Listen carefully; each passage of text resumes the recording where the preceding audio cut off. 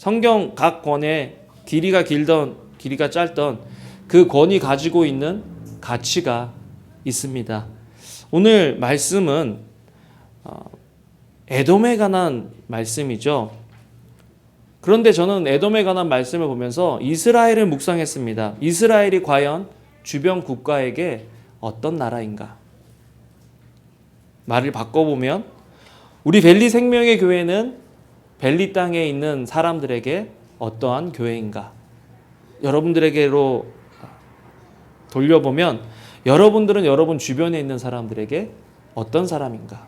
여러분 때문에 주변에 있는 사람들이 실족하는가? 아니면 저와 여러분 때문에 주변에 있는 사람들이 복을 얻는가? 저희가 이제 2주 동안 한국에 간다고 옆집 할머니한테 잘 부탁한다고 우리 없을 때 좀 잘 우리 집을 봐달라고 저희 아내가 이메일을 보냈습니다. 할머니가 평소 때는 뭐 음식을 갖다 주고 과일을 갖다 줘도 뭐 맛있다 어쩌다 말씀이 잘 없으신데 이번에 우리가 간다 그러니까 그렇게 오랫동안 가 있냐고, 너무 아쉽다고, 빨리 왔으면 좋겠다고 그렇게 얘기를 했어요. 처음이에요. 사실 할머니가 아닌 것 같아요. 결혼도 안 하셨고 나이도 뭐 50대 이렇게 됐는데 우리가 처음에 봤을 때 할머니인 줄 알고 할머니 해서 그냥 할머니 하는데 옆집 아줌마라고 할까요? 옆집 아주머니가 그런 얘기를 하는데 야, 마음이 참 좋은 거예요. 야, 저 이웃 좀 갔으면 좋겠다. 저 맨날 아들들 둘이 시끄럽고 떠들고 남편하고 아내가 뭐 시끄럽고 떠들고 싸운다 그러면 좀 더 오래 가 있지 왜 이렇게 빨리 오느냐, 한국 갔는데. 그렇게 얘기할 수도 있잖아요. 그런데 빨리 왔으면 좋겠다. 그 얘기를 들으면서 야, 이분한테 이제 복음 전할 날이 가까웠구나, 그런 생각을 해봤어요. 이제 이분 초대해서 갔다 오면 초대해서 친구가 되고 복음을 전해봐야 되겠다. 그분이 우리가 목사인 줄은 알아요. 근데 그분은 교회 다니는 것 같진 않아요. 여러분들 주변에 있는 사람들은 여러분들을 보면서 어떤 것들을 경험하는지 잘 모르겠어요. 오바댜를 보면서 제가 묵상했던 것은 오바댜 내용은 에돔에 관한 심판의 내용이지만 그 심판의 내용이 만약 이스라엘이 제대로 살았다면, 하나님께서 선택하신 이스라엘 백성, 유다 백성이 제대로 살았다면 이 메시지는 바뀔 수 있었겠다. 그죠? 그래서 오늘 그 관점에서 같이 한번 읽어보겠습니다. 그렇게 하려면 먼저 에돔 족속이 누군지 한번 알아야 되겠죠? 에돔이라는 나라는 이삭의 아들이 둘이 있었습니다. 야곱과 에서죠. 에서가 큰형인데 에서는 선택을 받지 못하고 야곱은 선택을 받았어요. 로마서 9장 13절 같이 읽어보겠습니다. 시작. 기록된 바 내가 야곱은 사랑하고 미워하였다 하신 것과 같으니라. 기록 자체만 보면, 이 본문 자체만 보면 불공평하다고 생각할 수 있죠. 하나님께서 왜 첫째를 안 선택하시고 둘째인 야곱을 선택하셨을까? 페어하지 않다, 공평하지 않다. 그런데 에서가 버림받은 내용을 보면 이해가 돼요. 에서는 첫째 장자로서 자기가 하나님의 축복을 받을 수 있는 그 권리가 있다라는 걸 너무 당연시하게 여긴 거죠. 하나님께 감사하고 나에게 주어질 것임에도 불구하고 내가 갈망하고 갈구하고 감사해야 하는데 에서는 그것을 너무 대수롭지 않게 여겨서 장자권을 팥죽 한 그릇에 팔아버리고 또 당연히 오게 되는 아버지가 돌아가실 때 주는 그 유언을 통해서 그 축복권이 나에게 저절로 올 것이라고 생각해서 그것들을 전혀 갈망하지 않았다라는 것입니다. 교만했던 거죠. 동생은 마마보이예요. 동생은 마마보이라 사냥도 못하고, 당시의 고대에 남자들이 사냥도 잘해야 되고 싸움도 잘해야 되는 그런 상황인데 이 동생을 보면 싸움도 못하고 맨날 잔머리만 쓰고 엄마 품에 있고 요리하는 거 좋아하고 전혀 중동 지방에 살아가야 될 남자들이 살아갈 수 있는 그런 모습이 아니었어요. 형인 자기는 싸움도 잘하고 사냥도 잘하고 남자다운 거예요. 그러니까 당연히 내가 너보다는 우월해라는 그런 교만함이 있었죠. 그런데 그 교만함이 후손에게도 연결이 되는 거예요. 오바댜서 1장 3절에서 4절을 같이 한번 읽어보겠습니다. 시작. 너의 마음의 교만이 너를 속였도다. 바위 틈에 거주하며 높은 곳에 사는 자여, 내가 마음에 이르기를 누가 능히 나를 땅에 끌어내리겠느냐 하니, 내가 독수리처럼 많이 오르며 별 사이에 깃들일지라도 내가 거기에서 너를 끌어내리리라. 여호와의 말씀이니라. 당시 에돔이란 국가는 천연 요새에 살고 있었습니다. 높은 산에 있고 바위로 둘러싸여 있었기 때문에 주변에 있는 국가가 에돔을 침공하기가 굉장히 힘들었어요. 그런 반면에 유다는 평지에 있었기 때문에 뭐 끄떡하면 주변 나라에 공격을 받는 거죠. 그러니까 여러분 그런 거 아세요? 상처받은 사람, 또 거절받은 사람이 잘 그 상처나 거절감을 소화해내고 치유하지 못하면 다른 사람이 넘어지고 다른 사람이 힘들어하는 것들을 아주 고소해야 한다는 것입니다. 우리 오바댜서 1장 11절에서 14절 같이 읽었지만 또 읽어보겠습니다. 이스라엘이 공격당하고 힘들어할 때 이들이 어떻게 했는지 보겠습니다. 시작. 내가 멀리 섰던 날 곧 이방인이 그의 재물을 빼앗아 가며 외국인이 그의 성문에 들어가서 예루살렘을 얻기 위하여 제비 뽑던 날에 너도 그들 중 한 사람 같았느니라. 내가 형제의 날 곧 그 재앙의 날에 방관할 것이 아니며 유다 자손이 패망하는 날에 기뻐할 것이 아니며 그 고난의 날에 내가 입을 크게 벌릴 것이 아니며 내 백성이 환난을 당하는 날에 내가 그 성문에 들어가지 않을 것이며 환난을 당하는 날에 내가 그 고난을 방관하지 않을 것이며 환난을 당하는 날에 내가 그 재물을 손을 대지 않을 것이라. 내 거리에 서서 그 도망하는 자를 막지도 않을 것이며 고난의 날에 그 남은 자를 원수에게 넘기지 아니할 것이며. 누군가가 힘들고 어려우면 그런 것들을 이해하고 도와주지 못할 망정 막 기뻐하고 좋아하는 것, 그것이 에돔 사람들이 했던 일이죠. 자신들은 하나님한테 선택받지 못했지만 선택받은 이스라엘보다 오히려 자기들이 더 낫다라는 그런 생각을 하고 있는 거예요. 그런 에돔을 향해서 오바댜 선지자가 이렇게 예언을 합니다. 오바댜서 1장 10절 읽겠습니다. 시작. 내가 내 형제 야곱에게 행한 포악으로 말미암아 부끄러움을 당하고 영원히 멸절되리라. 이 말씀은 에돔을 향한 예언이지만 말씀을 듣는 사람들은 이스라엘 사람들이었을 거예요. 그런데 이 이스라엘 사람들이 이 말을 들었을 때 마음이 어땠을까요? 저 같으면 굉장히 고소할 것 같아요. 나를 힘들게 하고 우리를 어렵게 하고 우리를 공격하는 사람이 힘들어지고 어려워지고 망한다 라는 말을 들으면 여러분 어떨 것 같아요? 안타까울 것 같아요? 좋을 것 같아요? 여러분들은 다 착한 사람들이니까 안타깝겠죠, 그죠? 나만 이렇게 고소할 것 같아요. 나만 고소하지, 그죠? 저는 고소할 것 같아요. 근데 이 말씀을 묵상해 보면서 나의 역할은 뭐냐? 나의 위치는 뭐냐? 우리의 위치는 뭐냐? 우리 교회의 위치는 뭐냐? 우리 교회 성도들의 위치는 무엇이냐? 역할은 무엇이냐라는 질문을 하지 않을 수 없었습니다. 하나님께서 이스라엘을 선택하신 이유는 세상을 심판하고 세상을 멸절시키기 위해서 이스라엘을 선택하신 것이 아니라 하나님께서 저와 여러분들을 선택하신 이유는 저와 여러분들을 통해서 열방이 복을 받게 하기 위해서 저와 여러분들을 선택하셨다라는 것입니다.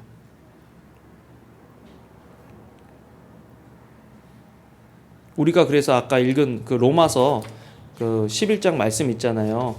너희의 넘어짐이, 이스라엘의 넘어짐이 세상의 풍성함이 되고 또 이스라엘의 실패가 이방인의 풍성함이 되거든 하물며 이스라엘의 충만함이랴. 그렇죠. 우리가 이스라엘이 넘어짐으로 말미암아 이스라엘이 제대로 선택받은 민족의 삶을 살지 못함으로 우리가 그 혜택을 누리게 된 거예요. 복음이 이방인인 저와 여러분들에게 왔고 그 복음을 받은 저와 여러분들이 하나님의 자녀가 되는 복을 얻었지만 만약에 선택받은 이스라엘이 더 제대로 살고 더 본이 되는 민족으로 살았으면 우리가 더 일찍 예수님을 알았을 수도 있지 않았을까요?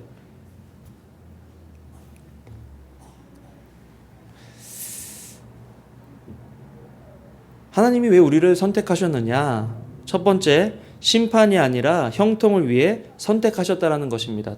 따라해 보겠습니다. 하나님께서 나를 선택하신 이유는 세상을 향한 심판이 아니라 세상을 향해 복을 주시기 위함이다. 저와 여러분들이 이 자리에 있는 것, 저와 여러분들이 이 교회에 있는 것, 저와 여러분들이 지금 하나님께서 있으라고 하신 그 상황 속에서 있는 이유는 세상 사람들을 심판하시기 위하심이 아니라 우리를 통해서 복 주시기 위함이라는 것 알아야 합니다. 창세기 12장 1절에서 3절 하나님께서 아브라함, 믿음의 조상 아브라함을 선택하실 때부터 하나님의 이 원하심, 하나님의 이 계획은 주신 약속 가운데 포함이 돼 있다라는 거죠. 창세기 12장 1절에서 3절 읽겠습니다. 시작. 여호와께서 아브라함에게 이르시되 너는 너의 고향과 친척과 아버지의 집을 떠나 내가 내게 보여줄 땅으로 가라. 내가 너로 큰 민족을 이루고 내게 복을 주어 내 이름을 창대하게 하리니 너는 복이 될지라. 너를 축복하는 자에게 내가 복을 내리고 너를 저주하는 자에게 내가 저주하리니 땅의 모든 족속이 너로 말미암아 복을 얻을 것이라 하신지라. 열방을 복 주시기 위해서 하나님께서 하신 일은 한 개인 한 영혼을 부르셨다라는 것입니다. 여러분, 우리 교회 저는 오늘은 7월 4일이고 아까 찬양할 때 몇 분 안 앉아 계셔서 그래도 저는 믿었어요. 우리 교인들은 또 올 거다. 찬양 시작하면. 그렇죠? 그런데 만약에 이 자리에 한 사람만 있어도 하나님을 예배하고 하나님을 경배하고 하나님이 왜 나를 이 자리에 부르셨는지를 명확하게 확신하는 한 사람만 있다면 그것이 제가 됐던 여러분이 됐던 그 사람으로 말미암아 우리 교회와 벨리 땅과 캘리포니아와 미국과 한국과 전 세계 민족은 복을 받을 것이라는 것입니다.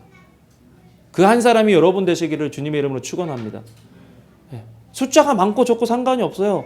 그 사실을 확신하는 한 사람이 세상을 변화시키고 그 사실을 믿는 한 사람 때문에 그 주변에 있는 사람들이 복을 받게 된다는 것이죠.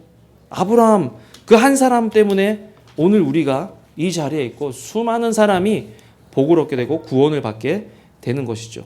그런데 하나님께서 주신 그 복은 아브라함 한 사람에게 끝나는 복이 아니라 아브라함의 그 자손에게만 국한되는 복이 아니라 세계 열방을 향한 복이라는 것입니다. 창세기 22장 18절 같이 한번 읽어보겠습니다. 시작.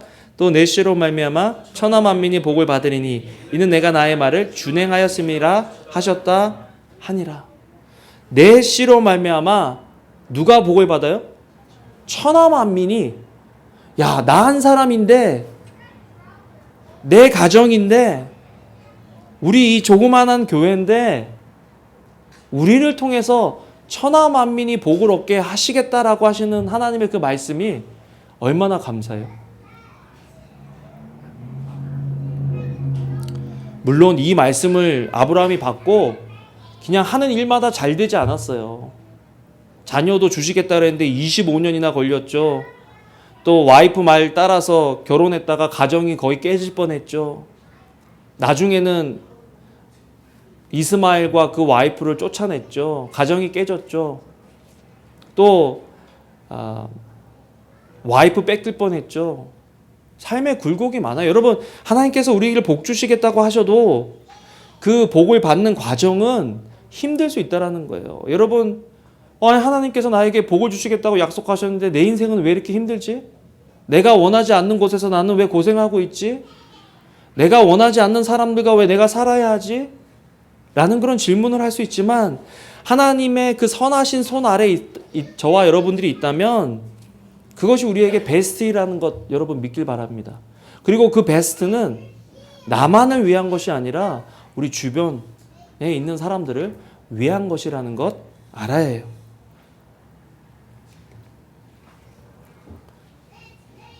하나님께서 아브라함에게 주신 이 복이 나중에 이삭과 야곱에게도 넘어가는데 창세기 26장 4절 같이 한번 읽어보겠습니다. 시작. 내 자손을 하늘의 별과 같이 번성하게 하며 이 모든 땅을 내 자손에게 주리니 내 자손으로 말미암아 천하 만민이 복을 얻으리라. 여러분, 이 말씀을 주실 때 아브라함과 또 이삭과 야곱과 에서 이 정도 있는 사람들에게 천하 만민이 복을 얻겠다고 얘기하시는 거예요. 무슨 삼성이, 애플이 천하 만민을 유익하게 하겠다라고 말씀해도 그것이 그들에게 버거울 수 있는데 한 개인에게 이 약속과 이 말씀을 주셨다라는 것입니다. 여러분, 근데 왜 오바댜서를 우리가 읽어야 됩니까? 이런 약속을 주셔서 시작된 민족이고 이런 약속 때문에 이어져 나가는 민족인데 왜 이스라엘 때문에 오바댜서를 통해서 보면 에돔 족속이 또 이사야서를 보고 에스겔서를 보면요. 이스라엘이 망할 때 옆에서 기뻐하는 민족도 하나님께서 다 치시겠다고 다 멸망시키시겠다고 말씀하시는 거예요. 왜 그러세요? 그것이 그냥 그 주변 국가의 잘못입니까?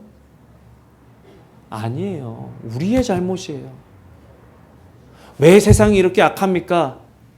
왜 세상이 이렇게 썩었습니까? 왜 이런 안 좋은 일들이 일어납니까? 라고 질문하기 전에 나는 하나님의 부르심, 우리 교회는 하나님의 약속을 따라서 신실하게 살아가고 있는지를 물어봐야 한다는 것입니다. 교회가 왜 그래? 라고 얘기하기 전에 나의 신앙을, 우리의 신앙을 돌아봐야 한다는 것입니다. 큰 교회가 왜 그래? 저 목사님이 왜 그래? 저 리더가 왜 그래? 라고 얘기하기 전에 우리는 하나님의 부르심대로 우리 주변에 있는 사람들에게 복의 통로로 사용되어지고 있는가? 혹시 저 사람들이 저렇게 악한 이유는 내가 하나님의 부르심대로, 우리가 하나님의 부르심대로 살고 있지 못하기 때문이 아닌가라는 그런 질문을 해야 된다는 거예요. 오바댜서를 읽으면서 야, 변은광 너는 목사인데 내 주변에 있는 사람들이 어떤 혜택을 보고 있느냐 한번 물어보면 저도 뭐 큰 소리 칠 수가 없어요. 그래서 오늘 교회 와서 이 앞에 있는 담배꽁초 다 쓸었어요. 이렇게 쓸고 옆집 것도 쓸어주고 그 옆집 것도 쓸어주고 사실은 옆에 미용실 아줌마 거기 옆에 미용실에서 손님들이 기다리면서 맨날 담배 피워서 우리 담배 이렇게 많거든요.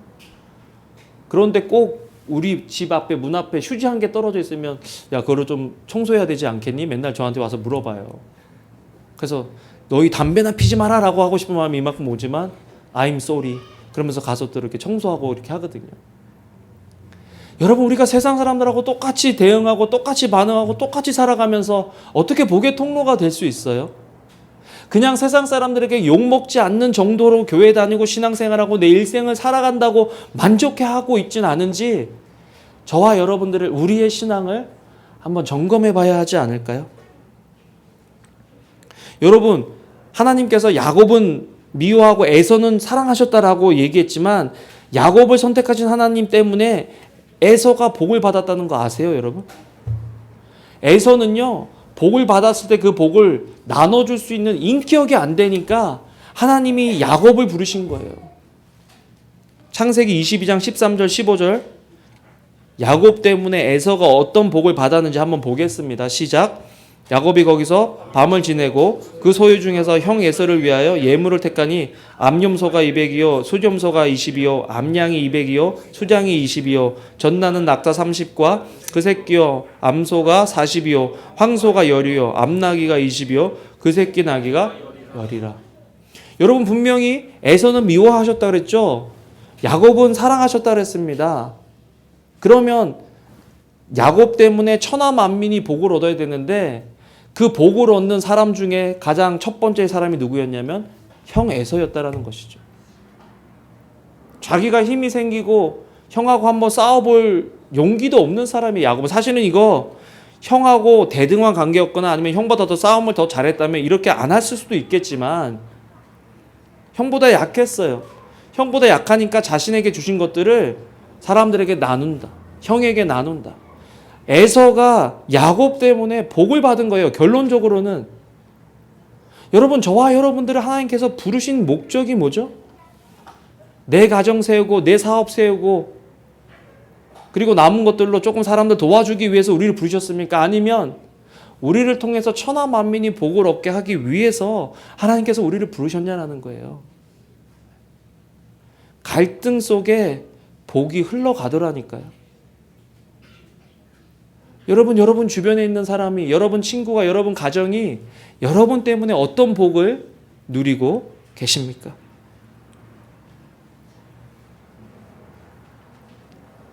우리 교회는 복의 통로가 되기를 소원합니다. 우리 교회가 잘 돼야 되는 이유가 뭔지 아세요? 저는 그런 생각해요. 우리 교회가 참 좋다. 우리 교회는 착한 사람들이 많은 것 같아요. 다 착한 것 같아요. 얼굴 한번 옆에 보실까요? 참 착하게 생기셨네요. 안 믿는 거예요, 지금? 그럼 이렇게 얘기합시다. 얼굴 보면서 사탄이 미워하시게 생겼습니다. 이렇게 한번 인사해 보겠습니다. 사탄이 미워하게 생겼죠. 착하니까, 그죠? 그때 어떤 형제랑 얘기하는데 그런 얘기 하더라고요. 우리 교회는 어떤 자기 다른 교회 다니는 분하고 그렇게 얘기를 했대요. 우리 교회는 이상한 사람이 없는 것 같다. 그랬더니 그 친구가 그 말을 듣고 그 말하는 네가 이상할 수 있다. 니네 교회에서. 그렇게 얘기를 했다는 거예요. 근데 정말 우리 교회는 교회가 작잖아요. 그런데 그 이상 한 사람 한 사람의 독특함이 하나로 잘 조화를 이룬다라는 생각을 해요. 똑같다라는 것보다는 독특한데 조화를 이룬다. 그래서 참 우리 교회가 감사해요. 그런데 우리 교회를 하나님께서 이렇게 복 주시고 부르신 이유가 뭐냐? 여러분 창세기 12장 3절 같이 한번 읽어볼까요? 시작. 너를 축복한 자에게 내가 복을 내리고 너를 저주하는 자에게 내가 저주하리니 땅의 모든 족속이 너로 말미암아 복을 얻을 것이라 하신지라. 여러분 사람들이 여러분 때문에 저주를 받았으면 좋겠어요? 아니면 사람들이 여러분 때문에 축복을 받았으면 좋겠어요? 네, 복을 받으면 좋지 않아요? 나 때문에 누군가가 실족하고 나 때문에 누군가가 무너지고 나 때문에 누군가가 망한다면 그거 얼마나 가슴 아픈 일이에요? 그런데 나 때문에 누군가가 살아나고 우리 때문에 누군가가 회복된다면 그거 얼마나 기쁜 일이겠느냐. 그런데 요즘 우리 교회는 세상의 조롱거리가 되고 벌레 같은 그런 존재들이 돼버렸죠. 전 참 안타까운 게 인터넷에 안티 교회들이 많아요. 안티 크리스찬들이 많아가지고 뺑소니 사건 났다는 기사를 봤는데요. 교회 전도사 뺑소니 사고 내다. 아니 그냥 김아무면 김아무개 누구 아무개 씨 뺑소니 사고 냈다고 하면 되잖아요. 근데 왜 교회 전도사가 뺑소니 사고를 냈다 그래요? 그게 요즘 세상이라니까요. 그게 요즘 사람들이 우리를 바라보는 시선이라니까요. 여러분들을 누군가가 바라보고 여러분들에게 얘기할 때 누군가가 우리 교회를 바라보고 우리 교회에 대해서 얘기할 때 그 사람들은 뭐라고 얘기할까? 에스겔서 22장 4절 같이 한번 읽어보겠습니다. 시작. 내가 흘린 피로 말미암아 죄가 있고 내가 만든 우상으로 말미암아 스스로 더럽혔으니 내 날이 가까웠고 내 연한이 찼도다. 그러므로 내가 너로 이방의 능력을 받으며 만국의 조롱거리가 되게 하였노라. 복이 돼야 되는데 조롱거리로 전락한다. 우리 교회는 조롱거리로 전락한 사람이 없죠. 그렇지만 과연 우리가 거기서 만족해야 되느냐? 아니면 복이 되어야 되느냐? 우리는 심판의 통로가 아니라 복의 통로가 되어야 합니다. 따라 합시다. 나는 심판의 통로가 아니라 복의 통로다. 우리는 복의 통로가 돼야 돼요. 우리끼리만 좋으면 안 돼요. 우리끼리만 행복하면 안 돼요. 우리끼리만 복 받으면 안 돼요. 우리에게 주신 복이 다른 사람들에게 흘러가야 돼요. 초대교회에 엄청난 능력이 임하고 기적이 임하고 복이 임합니다. 사람들이 교회를 개척할 때마다 초대교회를 얘기해요. 물론 초대교회가 뭐 완전하진 않죠. 그런데 초대교회가 하나님께서 주신 복을 자기들끼리만 간직하고 있으니까 분명히 사도행전 1장 8절에 오직 성령이 너에게 임하시면 너희가 권능을 받고 예루살렘과 온 유대와 사마리아와 땅끝까지 이르러 내 증인이 되리라라고 말씀하셨음에도 불구하고 자기들끼리 너무 좋으니까 자기들끼리 너무 천국이니까 사방으로 퍼지질 못하는 거예요. 그냥 자기들끼리만 모여 있는 거예요. 그래서 하나님께서 교회를 흩으시는데 사도 바울을 통해서 예수님 믿기 전에 회심하기 전에 사울을 통해서 하나님께서 초대교회를 흩으시죠. 사도행전 8장 1절을 같이 한번 읽어보겠습니다. 시작. 사울은 그가 죽임을 그날에 예루살렘에 있는 교회에 큰 박해가 있어 사도 외에는 다 유대와 사마리아 모든 땅으로 오직 성령이 너에게 임하시면 너희가 권능을 받고 예루살렘과 온 유대와 사마리아와 땅끝까지 가라고 하신 이 일을 안 하니까 하나님이 흩어버리시는 거예요. 흩으신 이유가 뭐냐? 아까도 말씀드린 것처럼 예루살렘 교회는 재정이 너무나 넉넉하고 엄청난 능력과 역사하심. 한 번 설교하는데 막 5천 명이 돌아오고 한 번 설교하는데 막 3천 명이 회심하는. 여러분 생각해 보세요. 예루살렘이 그렇게 크지 않은데 하루에 막 3천 명, 5천 명 들어와 보세요. 거기다가 뭐 평일날도 사람들이 막 들어와 보세요. 그 예루살렘이란 성에 막 10,000명, 20,000명의 믿는 사람들이 막 활개치고 돌아다닌다고 생각해 보세요. 얼마나 파워풀하고 능력 있고 셌겠어요. 사도행전 6장 6절에서 7절 읽어보겠습니다. 시작. 사도들 앞에 세우니 사도들이 기도하고 그들에게 안수하니라. 하나님의 말씀이 점점 왕성하여 예루살렘에 있는 제자의 수가 더 심히 많아지고 허다한 제사장의 무리도 이 도에 복종하니라. 구제와 전도가 왕성하게 일어났어요. 그런데 선교하는데 영혼을 구원하는데 집중하지 않는 순간부터 문제가 일어나기 시작합니다. 사도행전 6장 1절에서 2절 읽어보겠습니다. 시작. 그때 제자가 더 많아졌는데 헬라파 유대인들이 자기의 가부들이 매일의 구제에 빠짐으로 히브리파 사람을 원망하니 12서다가 모든 제자를 불러 이르되 우리가 하나님의 말씀을 제쳐놓고 접대를 일삼는 것이 마땅치 아니하니라. 우리에게 온 것들이 흘러나가야 되는데 흘러나가지 않으니까 교회가 왕성해지지만 그 안에 균열의 그 안에 무너짐의 어떤 징조가 나타나기 시작하는 거죠. 그래서 하나님께서 교회를 흩으십니다. 이 일 때문에 스데반 집사가 세워지고 7 집사가 세워졌지만 사실은 이 일이 이스라엘 초대교회가 열방으로 흩어지게 되는 그런 계기가 될 수 있었다라는 거죠. 저는 그렇게 봐요. 사도행전 8장 4절에서 5절 읽어보겠습니다. 시작. 그 흩어진 사람들이 두루다니며 복음의 말씀을 전할세 빌립이 사마리아 성에 내려가 그리스도를 백성에게 전파하니. 어저께 식당에서 이제 손님 초대해서 뭐 이렇게 투고를 하고 있는데 어떤 한 50, 60대 진 어떤 집사님이 자기 목사님 설교 CD를 저한테 주시는 거예요. 우리 목사님 설교 참 좋다. 젊은데 설교 너무 잘하신다고. 자기 1년 반 동안 헤맸는데 이분 때문에 다시 교회에 정착했다면서 진짜 너무 좋아하시면서 목사님 CD를 주시는 거예요. 지난번에도 받았거든요. 근데 요번에도 또 그러시더라고요. 그래 얼굴이 더 은혜 충만해졌어요. 그래갖고 저도 고백을 했습니다. 저도 목사입니다. 그랬더니 목사님 그래도 목사님도 좋은 설교 들으셔야지 하고 계속 주시는 거예요. 그래서 제가 받았죠. 받았는데 은혜 받고 너무 좋으면 복을 받으면 그것이 자기에게 머물러 있어야 되는 것이 아니라 흘러 넘치게 하려고 어쩔 줄을 모르는 거예요. 나만 좋은 것이 아니라 저 사람도 좋았으면 좋겠다라고 생각하는 것이 복 받은 사람이 나오는 은혜 받은 사람에게서 나와야 하는 그런 반응이라는 거죠. 그래서 설교를 한번 들어보려고 그래요. 내가 설교를 지난번 안 들었는데 아저씨가 너무 좋다 그러니까 설교를 듣고 혹시 교회를 내가 글로 갈 수도 있는데 여러분 하나님께서 여러분들에게 주신 복을 여러분들은 흘러가게 하고 계세요?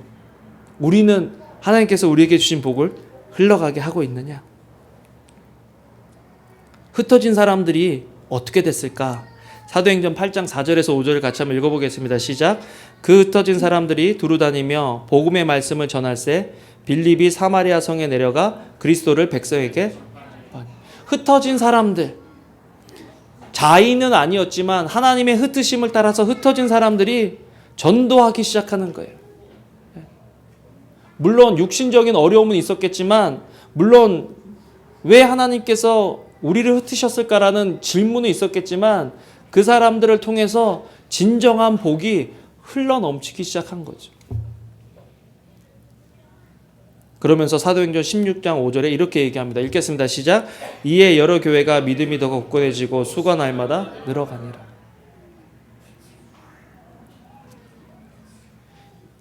이게 진짜죠. 오바댜서가 또 나오면 안 되면 또 안 나왔으면 좋겠어요. 우리 시대의 오바댜서는 없었으면 좋겠어요. 우리 시대의 말씀은 이에 벨리 생명의 교회 때문에 여러 교회가 믿음이 더 굳건해지고 수가 날마다 더한다라는 그런 책이 나왔으면 좋겠어요. 그런 증거가, 그런 증언이 나왔으면 좋겠어요. 저와 여러분 때문에, 우리 벨리 생명의 교회 때문에 주변에 있는 교회가 세워지고 선교지의 선교사님들의 사역이 점점 왕성해지더라라는 그 메시지가 나왔으면 좋겠어요. 말씀을 맺겠습니다. 우리 교회는 세상을 향한 하나님의 복의 통로예요. 여러분 한 사람 한 사람이 다른 사람을 복되게, 그래서 사실은 우리 민족이 참 성경적인 민족이에요. 이거 홍익인간이잖아요. 홍익인간. 여러분 홍익인간 들어보셨어요? 우리 때는 맨날 홍익인간 그랬는데, 널리 인간을 이롭게 한다. 완전 이거 아니에요? 아브라함이 홍익인간이잖아요. 복음이 이롭게 하잖아요. 복음이 살리잖아요. 복음이 회복시키잖아요. 그 복음을 우리가 맛봤잖아요. 경험했잖아요. 우리는 가졌잖아요. 그러면 그 복음이 흘러가도록 해야죠. 그런 의미에서 하나님께서 이번 여름에 우리에게 중요한 두 가지 사역을 맡기셨다. 첫 번째는 단기 선교입니다. 여러분 우리 교회 사이즈 치고 그래도 우리는 선교를 그래도 꾸준히 하고 있는 것 같아요. 선교 헌금도 잘 내고, 또 이번에 작년에는 호피 다녀왔는데 올해는 우리 성진 전도사님과 우리 삼열이 대열이가 한국 그 농어촌 교회 가서 영어 캠프를 해줘요. 그 교회. 그래서 그 순창이라는 시골 동네 가서 아이들에게 영어 캠프를 해주고 안 믿는 아이들이 교회에 연결될 수 있도록 해요. 이것도 복을 우리가 나누는 일이죠. 우리에게 주신 복음과 우리에게 주신 재정을 그 사람들에게 나누는 일입니다. 여러분들이 헌금해 주시고 또 펀드레이징 하고 해서 가능한 일이에요. 한두 사람이 할 수 없어요. 우리니까 가능해요. 착한 우리 벨리 생명의 교회니까 가능해요. 그리고 다녀와서는 8월 8일부터 한 주간 동안 호피 단기 선교를 갈 거예요. 그래서 우리 교회 교인들 또 권선 전도사님 이제 세울 교회의 멤버들하고 우리가 어떻게 보면 두 교회가 연합해서 같이 갈 거예요. 이 일을 위해서 또 펀드레이징하고 헌금하고 할 거예요. 그 팀이 하는 것이 아니라 우리 교회가 하는 일이에요. 여러분 혹시 갈 수 없으면 선교 헌금이라도 준비해서 선교 헌금을 같이 내면 좋겠어요. 그래서 함께 선교하면 좋겠어요. 여러분들이 헌금하고 몸을 쓸 수 있는 사람들은 가서 몸을 쓰면 참 좋겠어요. 네. 지금 뭐 아기 난 지 얼마 안 되고 그래서 갈 수 있는 사람들이 별로 없더라고요. 근데 혹시 가실 수 있는 분들이 있으면 요한이 형제한테 알려주세요. 요한 형제가 가긴 가야 되는데 지금 어떻게 가야 되는지 고민을 참 많이 하고 있습니다. 그러니까 BBS도 가서 해줄 수 있고 시멘트도 개일 수 있고, 여러분들이 가서 나는 선교지에서 복음 전하는 거 너무 나하고 안 맞는다. 걱정하지 마세요. 임태일 선교사님은요, 나가서 전도란 말 안 해요. 그냥 시멘트만 개우래요. 맨날 시멘트 하고 돌덩이 나르고 그것만 하는데 그래도 그 땅에서 선교가 일어나요. 영혼 구원이 일어나요. 그래서 이번 여름에 같이 그렇게 가면 좋겠다. 두 번째 하나님께서 우리에게 맡겨주신 사역은 교회 개척의 사역이다. 우리 교회가 이제 2년 반 되고 3년째 돼가잖아요. 교회 개척할 때 제가 우리 교회가 교회를 개척하는 교회가 되면 좋겠다. 우리 교회가 다른 교회가 교회를 개척할 수 있도록 인큐베이팅 했으면 좋겠다. 하고 그런 말을 했는데, 이번에 남침내 교단을 통해서 권순호 전도사님하고 구현아 사모님 가정이 교회를 개척하실 거예요. 그래서 그 일을 위해서 우리가 인큐베이팅, 샌딩 철치가 되고 또 관련된 그 분들을 연결시켜 드렸을 뿐만 아니라 목사 안수 받고 또 교회를 개척할 수 있도록 저희도 도와드렸으면 좋겠어요. 우리가 그 일을 위해서 이제 7월 달에 권순호 전사님이 지난주에 목자들 권순호 전사님이 목사 안수를 받는 것에 대해서 같이 회의를 해서 만장일치로 통과됐고, 또 그거에 따라서 7월 18일 날 시험을 봐요. 한 3시간, 4시간 시험을 봐요. 그거를 합격하면 이제 8월 달에 목사 안수를 우리 교회에서 받으시고 또 이제 개척을 하실 거예요. 여러분들 우리가 할 수 있는 대로 최선을 다해서 도와드렸으면 좋겠어요. 단기 선교, 또 교회 개척, 이거 하나님께서 좋아하시는 일이거든요. 이것이 하나님이 우리를 부르신 목적이거든요. 우리가 이 일에 집중하고 우리가 이 일에 헌신하고 있다면 오바댜서는 나오지 않아요. 사도행전의 기록들이 나오지. 이 일을 위해서 우리를 부르셨다라는 것이 너무 감사하고, 이 일을 위해서 저와 여러분들이 세움을 입었다는 게 너무 영광스러운 일인 것 같아요.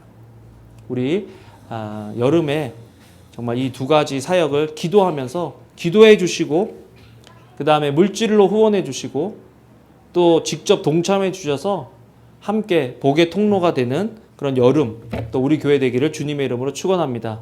아멘.